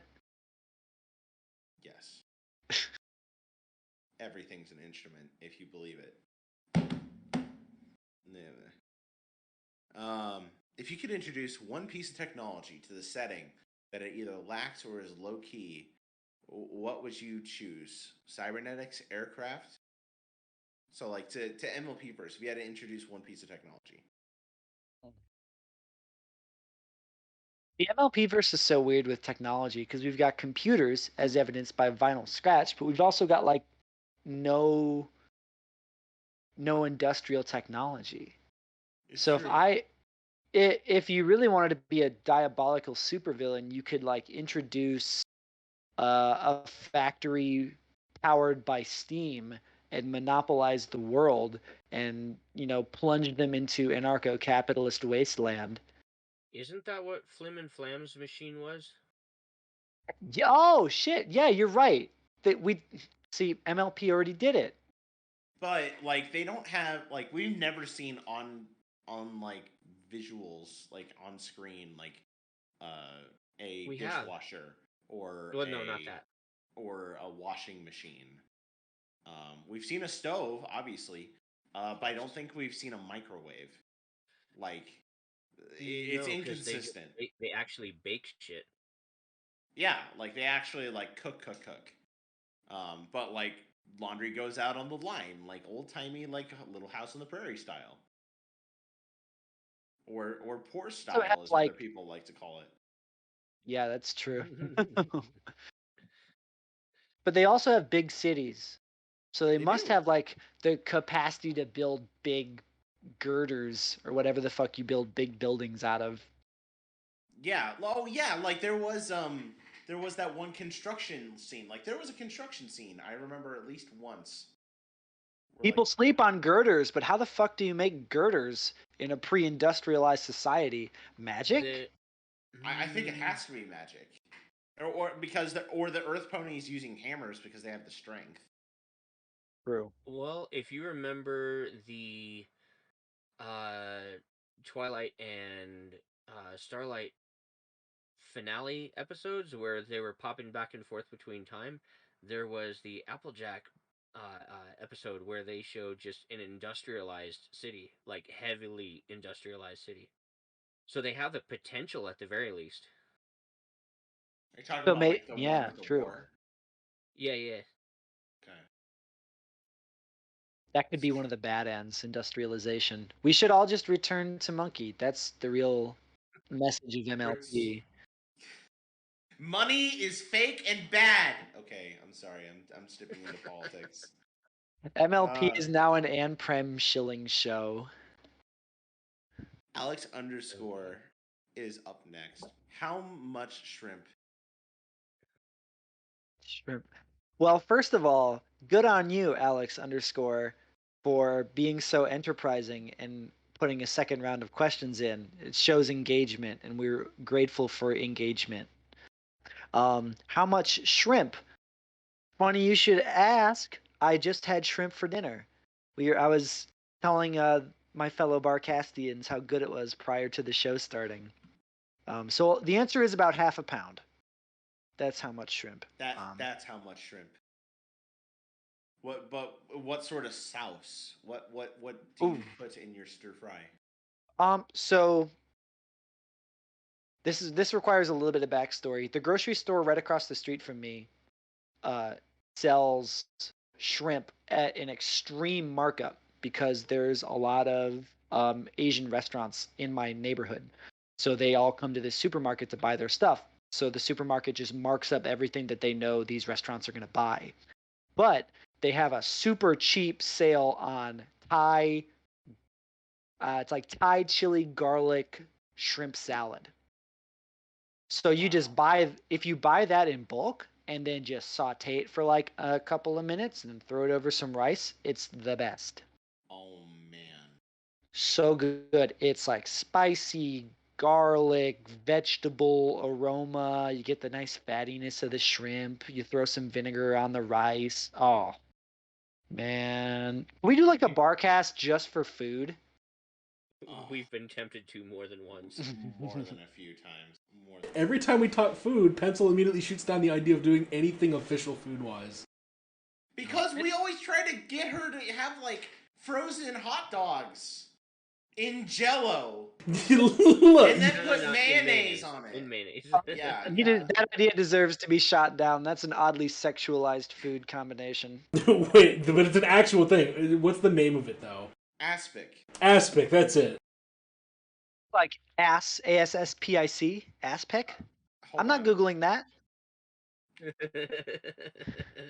You're gonna have to drop that shit in the general chat, because I'm not Googling that. Alright, time to Google some ass pics. Here we go. Yeah, no, I've got aspic. This has an egg in it. Ugh. There we go. I would eat it, though, just like as a one-time thing. I would want to try it. Here's one with fish in it. Do people eat that? Yes, this is actually, in some places, a delicacy. Times are hard, man. And it's usually vegetables and meat, like with like duck. Like this is a terrine. They're quite difficult to make and to make pretty. You know, maybe that's like a sign. Like, this is really difficult to make. Like, maybe you should not make it. Maybe you should make something else. It's kind of like when people would make Jell-O with like the fruit in it, but they decided to go with vegetables and sadness. Here's your Thanksgiving dinner. Oh no, last one. Oh goodness! Can you put these pictures up on the Twitch chat? Yeah, on the Twitch stream. I'm Is that possible? Oh yeah, I can do that. Show the pictures, Milk. Does that count as not safe for work? No, it's plenty safe for work. I mean, we are sharing ass pics here. OnlyFans. Jokes. $5 NFT butthole pictures. See, that just does not look right. Gosh. I'd eat it. What do they even have laid on the outside of that one? The terrine, the square one. Looks like mint. Oh, I hate it. I hate it so much.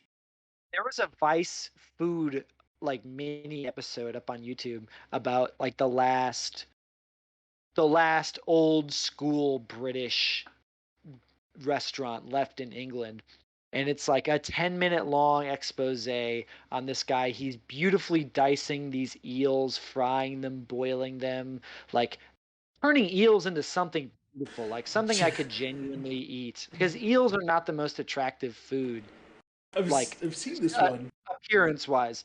So he makes these eels look super tasty, and right as he's about to plate them up, he takes these eels that he's delicately boiled and then like lightly fried, like turn him into something truly exquisite and delicious. And then he goes, "Oh, yep. Oh, blimey." So then I dunk him in gelatin, and he throws the whole thing in a case of Jello. And he goes, "Oh, it's jellied eel now." And he just fucking ruins it. It's Gelatin. jellied eel and mash. I've seen the exact episode, and I know exactly what you're talking about. They don't like prepare you for the moment when he throws it in like liquid gelatin. That just comes out of nowhere. You're like, "Okay, cool, eel, fried, boiled. I'm here for it. It looks delicious." And then they throw it in this weird liquid, and you're like, "What the fuck is he doing with that?" It's that, and then the combination of the mash where he puts the green sauce around it, and it practically floods the plate. Just the very thought of the dishes together just make me want to throw everything up. And it was like a weird sauce. It was like mint jam or some like Yeah. weird shit. Yeah, it was the green stuff on the mash. No, thank you. That it all just sounds to me like dino tendies. The mince pie he made looked really good. I'd eat that. Here's his smoothie. Oh I don't know if no. you've gotten the opportunity to see anything by Dino Tendies Bandy, but Oh here God. you go. Yeah. He's throwing a piece of fish into a blender, and he's mixing it with what appears to be fruit punch flavored rock star. He's got some jank electrical wires next to it. Oh, he's blending it. Oh, it's a delicate blend. He's going for little bursts, so the fish gets nice and chunky. Looks like he's gonna put it into some sort of mashed potato or perhaps a sushi roll after that. Disgusting. 0 out of 10. Yep. Oh, put it in my bunt hole. Oh. You just had to make the joke. You just had to make the joke. It didn't matter it was bad. It didn't matter that we said it like 3 times in chat. You had to do a bunt hole Yes. joke. Yes. Nothing Priest. bunt it. Priest. Yes. Pot meets kettle with the fucking hell. Yeah, With go bad on. jokes. Yeah, tell your joke. With Tell your bad joke. jokes. I got you. Pot meets kettle with bad jokes. Office level in. Hashtag 420 pot. Okay. We're way off track. Okay. Next question is, what would be your ideal pet, Bandy? Ideal pet. Anything hypoallergenic. So like hypoallergenic dogs, or like maybe some hairless Egyptian cats, or like some tarantulas or lizards, or anything that won't make me sneeze and cry. I live the hard locked life, man, because my girlfriend has a cat. Mhm. And every time I stay over at her place, I've just got to suffer. It's just you suffer. You open the door, you walk in, and you suffer, and that's my life. So anything hypo. Just to suffer. It's a sad life, man. I tell you. This is the bad end of the Barcast. This is the bad place. 'Cause I like that show. Number 3. Why do they call it oven if you in the cold food and out hot eat the food? I'm sorry, Alex. What the fuck? Okay, why do they call it oven if you off in the cold food of out hot eat the food? Don't make fun of Alex Hey, underscore. Someone hey, go check on them. look, don't make fun of Alex. Oh, wait a minute. Hang on. Alex underscore is in the chat right now. Explain yourself, Alex underscore. Don't make We'll fun of him. wait. Don't make fun of him. He's just Throw British. throw some British accent into it, and then just pronounce of as an of.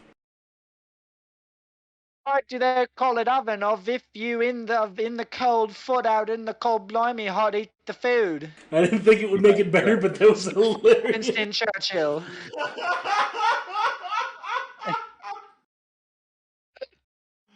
Oh my god. Oh, I haven't laughed at a cast as much in a while. Alex is like, it's like a meme. What fucking meme? Dying? Because that's my favorite meme. Number 4. What is the most impressive thing you can do with your body, Bandy? God damn it. What kind of question is that? I will say drumming, because I don't want to give you any fuel for your weird fire. That's fair. Alex does have a weird fire. We have proof of that. Damn, he's putting us on blast in the chat. It's true. He called us boomers. Damn. That's true. We deserve it. We deserve this. They don't make games like Doom anymore. Now, Quake was a good game. Hey, you guys are all nerds. You could probably answer this question. What is the weirdest device that you've seen Doom played on? Pregnancy test, hands down. The one thing that he'll never need to use because he has Doom on a pregnancy test. That's incredible. Yes. Milk Rap. I mean, don't rush. No, that was my immediate response when I thought of it, and you've already got it. So that's the weirdest thing I've seen it played on is a fucking pregnancy test. I mean, I heard somebody put it on a graphing calculator. Yes. Wasn't there somebody who played Doom inside of Minecraft through like some sort of plug-in system and then building a computer to play it through bits? Yeah. Yes. Yeah, somebody built a processor inside Minecraft capable of playing the original Doom. Had to be. I love that. It's great. Oh, I see our resident Scaly has posted some more questions. Good. We can keep the fun going. Yes, Muggany is back and has finally posted all their questions, which means that I have to act, which Muggany, I do this for you because you're a good bean. But all right, number 1.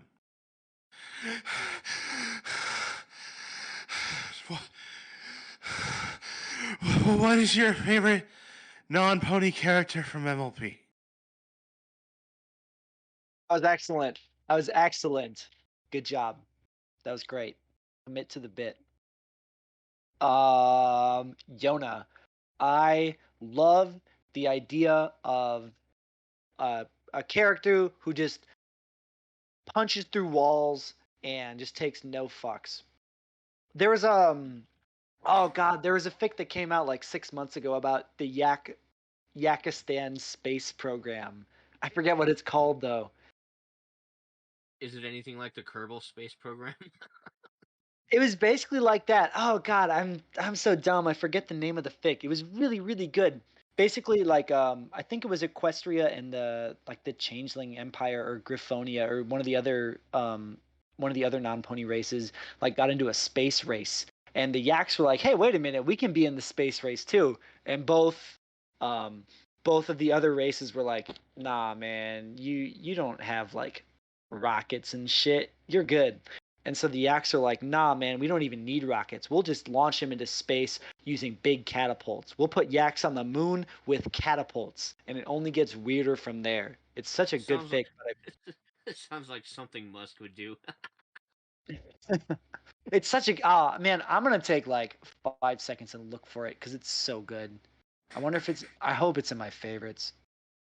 We can keep reading and doing questions, but I'm gonna keep looking for that in the background. Number 2 is that's really great.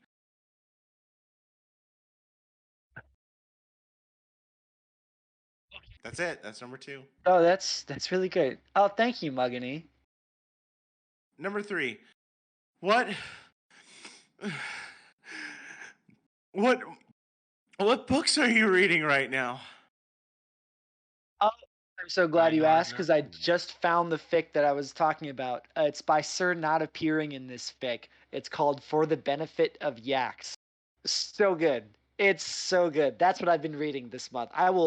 That's my answer. Final I'm buzzing it in. For the Benefit of Solid. Yaks.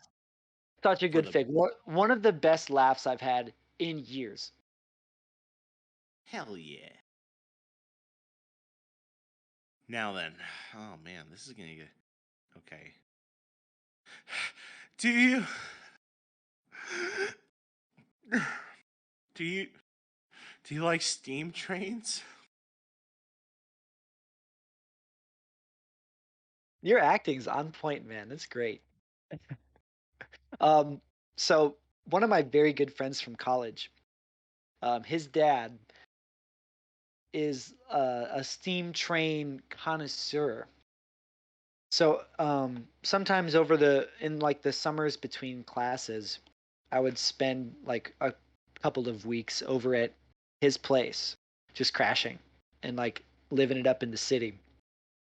And he would always try to show me these steam train collections that he had. And every time I would come back, he would always have like a little bit more. Like this was an older gentleman, but he just had this committed passion for steam trains. He was always looking up the latest steam train tech. He had like all the doodads and gizmos that made smoke come out of the smokestacks, burned clean, electric trains, coal-fired trains. He had it all. And pretty cool. 10 out of 10. Steam trains. Shout out steam trains. Mugni actually had a really like good bout of 100. I think it's 101 steam train facts. Actually, pretty good. He posted it in the Barcast channel. It was really eye opening for me. Good. Was this like in the Twitch chat like tonight? I want to read his No. steam train It's on our facts. forum on Filmfiction. Oh, I He want to also read posted as a Mugany's blog. steam trains. Yes. Gotta hype him up. Oh yeah. Oh, he posted it today. Hell yeah. Oh Yeah. God, it really is 101. 101 purely true facts, and then a cute doggy video. It's really good. I wholly recommend reading every single one. I especially like fact number 25. Everyone will have to look up Mugany's blog about 101 facts about steam trains and go to fact number 25. But that one is definitely my favorite. Very insightful. You won't believe number 37.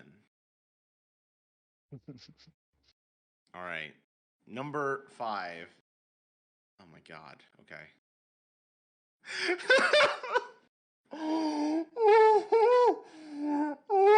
Rush to answer my questions, but I don't want to ask.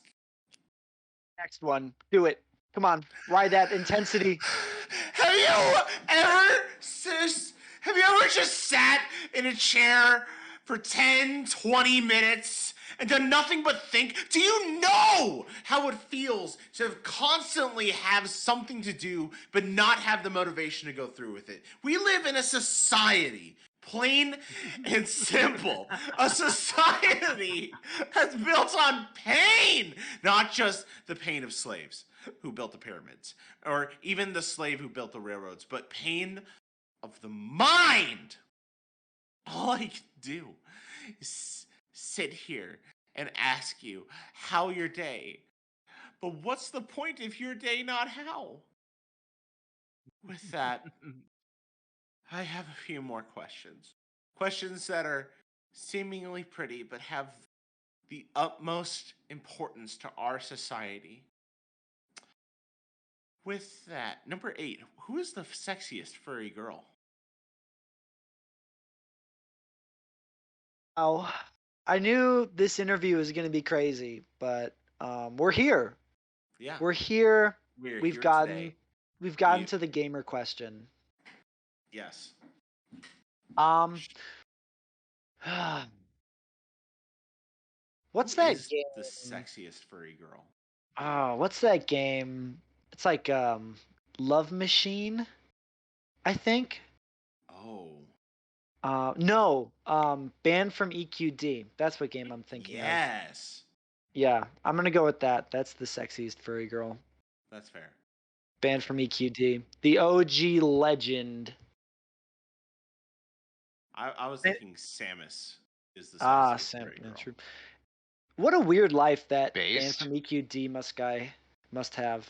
It's like, imagine just being like a random dude from Brazil, and you're unintentionally responsible for the sexual awakening of like 10,000 spurgy North Americans.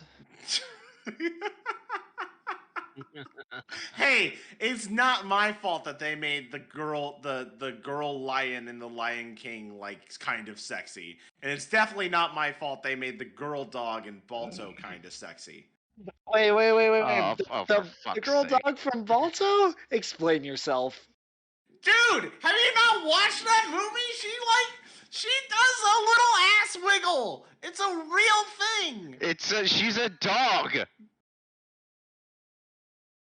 Know about that, Chief. But they're Hang on. anthrode. They're Hang on. anthrode. She's I'm gonna- got 4 paws. She's a dog. She You walks know who on else has 4 4 paws? Furries. I'm not a no. We do anthro. I guess that is technically furry. You're So forgetting. I can't say that. You're forgetting the furry motto. If it has a hole, that's a goal. Fuck's sake. They passed the Harkness test, bro. Rav, Okay. you have sexual deviancy. What's the sexiest furry girl? Fine. Rouge. Okay, I can get behind that in, You know, in many senses. I can get behind Heartbat. That's fine. You know what? Do Pokemon count? Yeah. Because Gardevoir is 100% like a snack. Oh no, I agree. I was gonna say Bidoof as well.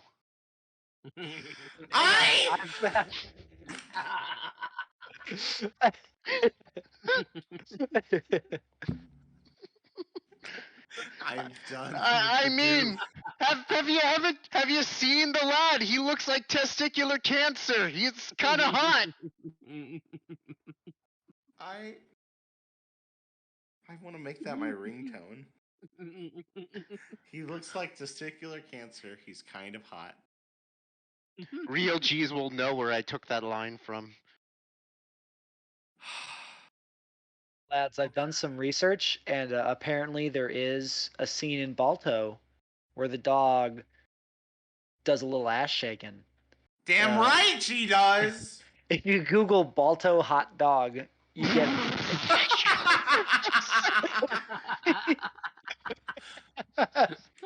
you get It was for kids. You know there'd be kids and they'll be shaking the butt like, haha, dog is shaking butt. Not for fucking coomers who are like, that dog just totally wants it from Balto. Fuck's sake. There is a scene from Balto called the boiler room scene where one dog attempts to seduce the other dog insofar as the dog needs to like back the other dog up into an actual boiler to burn the dog alive. What? Yeah, I don't dude, remember this scene. Was that the I don't remember cutscene? this either. I'm not remembering this scene from Balto, but apparently, I mean, it's right here. I'm watching it right now. I also remember the scene where that girl dog from Balto just had the entire sled team run on her. What did the director mean by this? It was powerful. Yeah, that's truly a meaningful scene. We do live in a society. It's true. Bottom text. I'm trying to think of other like furry ladies. Rav said Rouge, which is a classic example. No, that's fair. That's Like, responsible for quite a few awakenings. Yeah, that's fair. I'm not. I'm trying to think What too. about Yeah. Sally from Sonic? She's okay for girl next door kind of stuff. I mean, that's fair. Rouge from Sonic is probably better, honestly. Definitely. Okay, who the fuck I'm else? getting a list now. Sexiest furry ladies. Oh my god. This is a lot of porn. Through I don't it. know what I Run a expected. train on that list if you would. Crystal from Star Fox. Okay, yeah, there, yeah, okay, yeah. She. Um, Lola Bunny. Thank you. Okay, I knew I was forgetting someone. She was responsible for a You're lot of forgetting- kids. no, you're forgetting the oldest one, Go on. Maid Marian.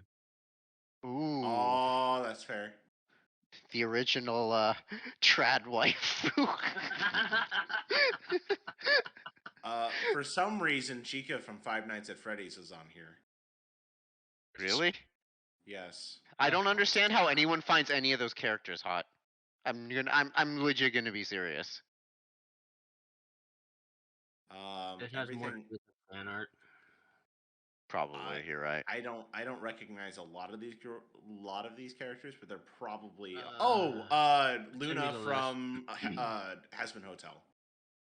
Send me the list. I could probably identify a number. I of mean, them. I guess, yeah, sure. Plot filler says Cream's mom, Vanilla the Rabbit. Yes. I mean, I can see that. I guess. I never did this whole Sonic thing, but yep. I mean that falls into the MILF category. So yes. Okay, Judy Hopps is one. A recent Really? one. Yep. I know, but I'm still in disbelief that that's one of them. Number 6 is Isabelle. Oh, from Animal Crossing? Yes. Oh, no kidding. I mean, Huh. I guess. And number 9 is just straight up an anime girl, just like anime cat girl. You don't know who Senko is? Senko? No. The Helpful Fox Senko. This anime is straight up your alley. It's not even funny. Number 13 straight up is just a cat. It's Duchess from the Aristocrats. Oh, it's just a cat! It's a cat! You go outside, go behind the dumpster and fuck an actual cat if you want! It's a cat! Why'd they have to make it so Fine, fucking but sexy then? When you pull a cat into the mix, that's fucked up. You brought a dog into the mix! I have the moral high ground here. I brought Bidoof into the mix. Okay? I had a throat of beer and I almost just choked to death. Oh my god. Okay, we've just been talking about furries and we have 5 minutes left. So fucking mad. I'm here all Bandy. night. We can just keep this gravy train rolling. Bandy, I'm sorry. Well, we actually need to wrap this up for everyone got other stuff to do. But let's see. The next question is: if Dr. Phil pays money to watch furries pee, would that be philanthropy? Yes. Yes. And then the final question is: by the way, I haven't finished it yet, but I started reading Styx earlier this week. I'm really enjoying it so far. Have any writing advice? Thank you. I'm really glad you like it. I'm notoriously bad at giving writing advice. But the best writing advice that I've gotten was from man. I forget who told it to me. It was in a FIM Discord. But the best writing advice I've ever gotten was to write every day. Even if you only get like 20 or 30 words on the page, write every day. If you do it every day, you'll eventually get more words, and eventually you'll get some good quality words. The goal of like a good writer should always be quality, but everyone always discounts quantity too. You should try to write every day, because if you can write every day, then you'll get better. Promise. I guarantee it. It might take 10 years, like it took me 10 years to get like decent at writing, but if you do it a lot, you will get better. And then you can write infinite scaly goodness. Muggany. You got this, bro. I believe in you. All right. Then without further ado, we only got 4 minutes left. Bandy, with all these questions here, someone's going to grab this and be like, oh man, Bandy's a swell dude. I feel bad I didn't get my questions out there. What's the best way they can reach out to you? Damn. You can reach out to me via FimFiction. I've got a YouTube channel also under the same name, Bandy. Either of those would probably be the best places to reach out and get a hold of me. Hell yeah. And then last but not least, what sort of things are we going to be seeing in the pipe? What are we going to see of yours that's straight to the feature box here soon? Oh man. Well, let's see. Not going to be in the feature box, but I've got a couple of drum covers of Violet Pony songs coming up soon. Those should be ready within the next couple of weeks, which I'll throw those up on FimFic too in my FimFic blog. So keep your eyes and ears peeled for that. The next fic I'm writing has been in the works for a couple of months. It's a much longer one. It's originally started as Avatar: The Last Airbender fanfic and kind of morphed into a ponyfic as the days went along. But suffice to say, it will be a good one. I'll give you the elevator pitch. A disgruntled monk and two sapphic orphans do magic mushrooms and overthrow a colonial empire. That's the next fic. Fuck yeah. Sounds It awesome.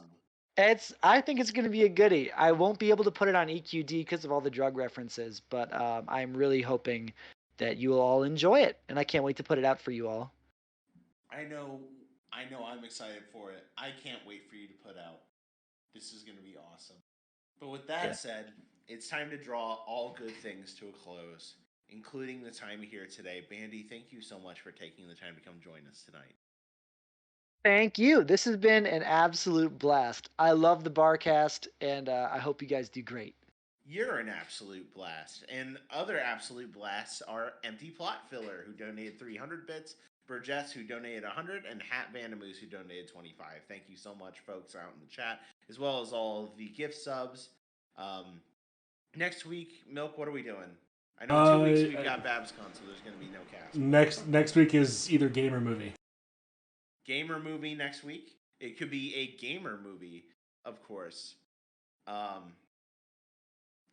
And of course, the next following week, you're going to be able to see the Barcast live in San Jose or San Francisco-ish. San Francisco, Jose, California. Burlingame. Yes. Of course, your bartenders for this evening have been Bidoof. Bidoof. Testicular cancer. Bidoof. What? Our amazing guest Bandy. No, never mind. I mean the Bidoof.